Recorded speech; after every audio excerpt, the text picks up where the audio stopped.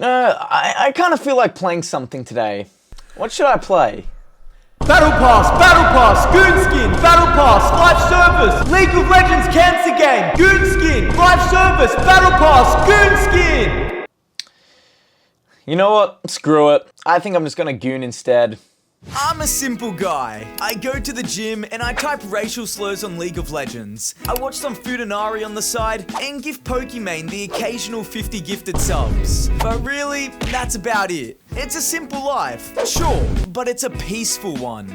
And one that I'm relatively comfortable with. So it's very difficult to get me to break out of this comfort zone of mine. But once every blue moon, a video game would come out that, even if just for a brief period of time, would break me out of this comfort zone and force its way into my life. Going all the way back to 2001 with the original Hentai Whores on the PlayStation 1.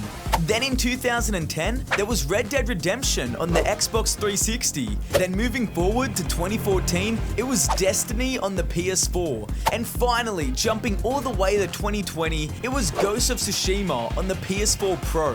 These were all fresh game IPs. They had no pre-existing worlds or characters established, so jumping into these games almost seemed like taking a risk. You didn't really know what to expect. And with the price of games increasing with every passing year, not to mention the amount of half-assed slop being released by modern-day publishers, the risk to reward on spending 125 Australian dollars on just the standard edition of a brand new game very quickly begins to lose its appeal. With the global cost of living crisis, as well as free-to-play games like Fortnite and Marvel Rivals currently dominating the gaming scene, gamers are becoming a lot more selective about what they choose to spend their money on. So unless you're an Emma Frost goon skin or an anime girl skin that is secretly a goon skin, you better come with a damn good reason as to why us gamers should give you our money. Fire! Watch out!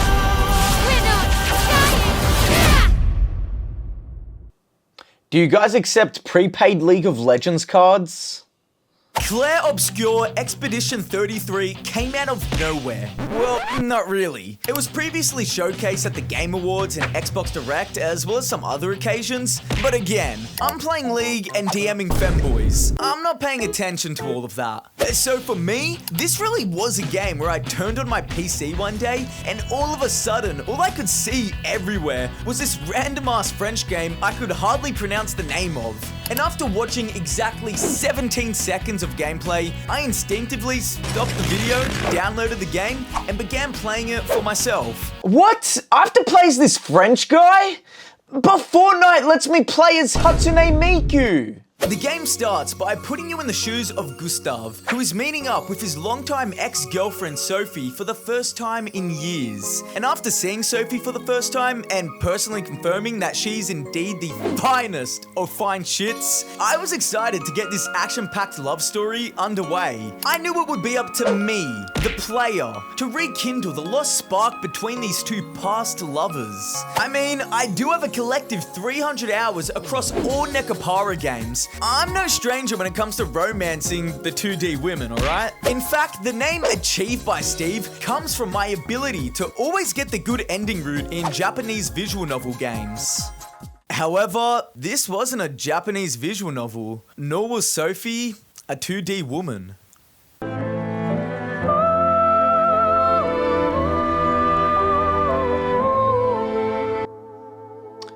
Why does this happen every time I talk to a woman?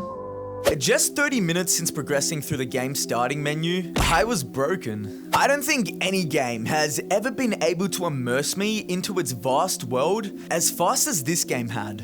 Sure, there are games like Ghost of Tsushima and Hello Kitty Island Adventure which I would put hours into, just getting lost and enjoying my time in their respective worlds. But Expedition 33 was different. I couldn't put this game down. Even amongst some of my favorite single-player gaming experiences over the years, like God of War and The Last of Us, I would only play those games in moderation, and playtime would only occur after everything else that needed to be done that day had been done. But for the week I spent with Expedition 33, nothing else mattered to me.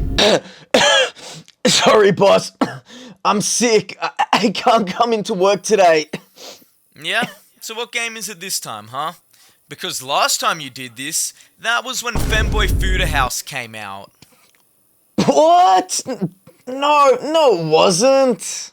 I stopped streaming for a week. I wasn't editing any YouTube videos. Hell, I would only make it to the gym after checking the time and seeing that it's now 3 AM and I still hadn't been gym that day. I had friends messaging me, checking in on me, seeing if I was all good, because I seemingly just disappeared out of nowhere.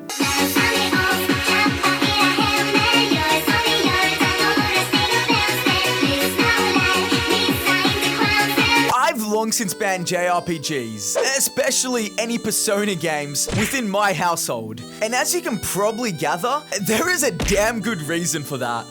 Hey, what are you playing? Persona 5. It's a Japanese role-playing game. Why do you call it a Japanese role-playing game? Isn't it just a role-playing game?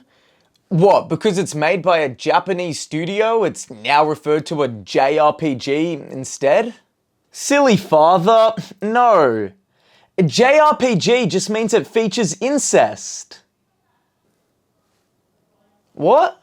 I just can't afford right now to spend 200 to 300 hours getting lost in some fictional world. No, there's too much shit to do IRL right now. Which sucks because I really enjoy Persona games especially. Almost as much as I enjoy a cozy Friday night in with my Pringlussy.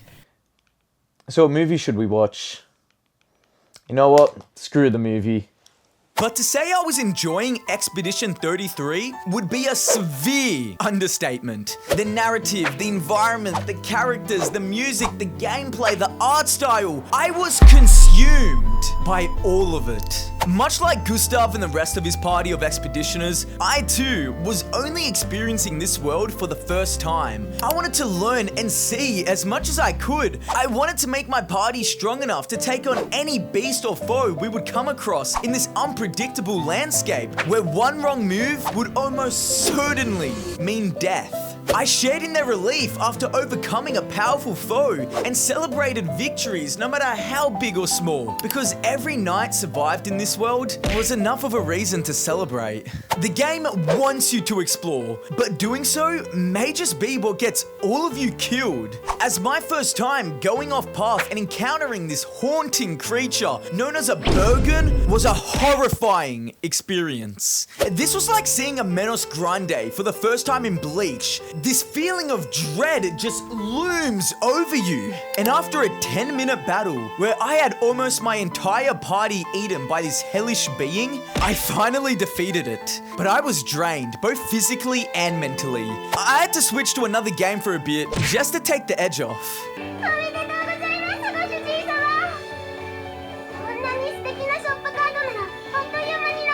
But this has always been the beauty of a single-player narrative, having the ability to go at your own pace and choose how you want to progress through the story. And have it being a fresh, new game IP, one in which I didn't have any pre-exposed bias or knowledge towards, honestly made for an incredibly rare gaming experience. Don't get me wrong, web-slinging through the city of New York and partaking in the insane set pieces of Spider-Man 2 was amazing.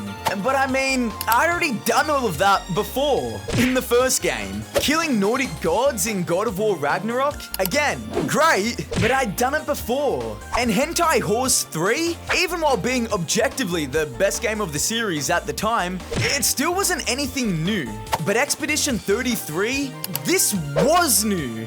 Throwing you into a dying surrealist world where the calendar itself is a death sentence, and your number, 33, is up next. Either you find a solution to this pointless cycle of loss and suffering in which no one who's come before you has been able to, or you try to enjoy your final moments before being erased from existence. And neither answer is right nor wrong, and every conversation in this game drips with this existential dread of each person knowing that the GOMMAGE is coming for them next. You're not grinding for loot in this game, you're fighting for your right to exist.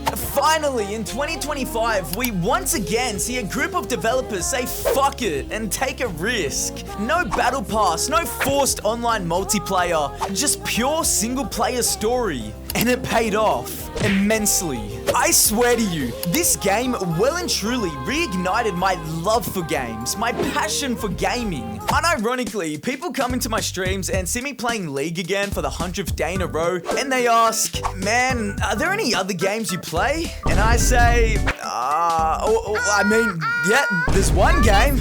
My first 16 hours on this game were a roller coaster of emotions. And after a particularly fateful boss encounter, my jaw dropped and my brain was numb when I was greeted with the title card of Act 2 afterwards. Because it was at that very moment that I realized that everything I had just experienced, well, my party and I had just been through, all of that was simply the introduction to this story. And unfortunately, that's where I have to end this video, because I can't speak on this game anymore past Act 1 without spoiling it. And I truly want you guys to go out and experience this game for yourselves. I want to give this Game of the Year. I really do. But I feel like it's just missing something, you know? Like a swimsuit skin for one of the playable female characters. I mean, I know it wouldn't really fit the overall melancholic tone of the game, but I don't care. If I'm gonna put hundreds of hours into a game, then shit, I at least want to be able to goon while playing it.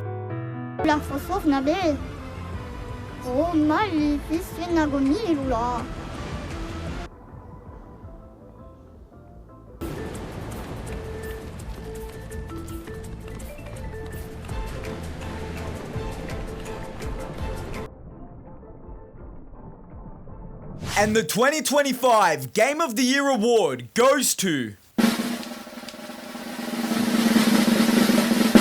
Hentai Horse 4! I've dug 2 graves for us, my dear. Can't pretend that I was perfect, leaving you in fear.